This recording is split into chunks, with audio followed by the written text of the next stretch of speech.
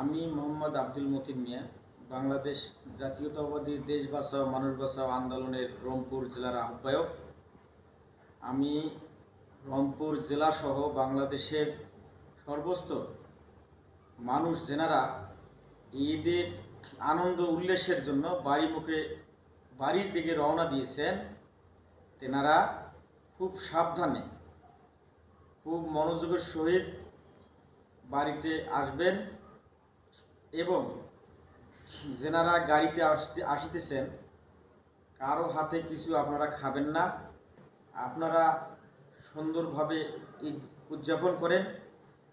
বাংলাদেশে যে ফ্যাসিবাদী আওয়ামী লীগ সরকার 17 বছর জোর করে দেশ শাসন করেছিল, ওই নির্যাতনের হাত থেকে আমরা দেশকে রক্ষা পেয়েছি।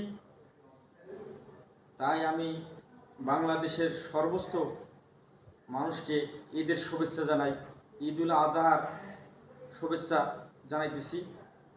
আমি সেই সাথে বলবো যে সামনে যে জাতীয় সংসদ নির্বাচন আসিতেছে, এই নির্বাচনে আপনারা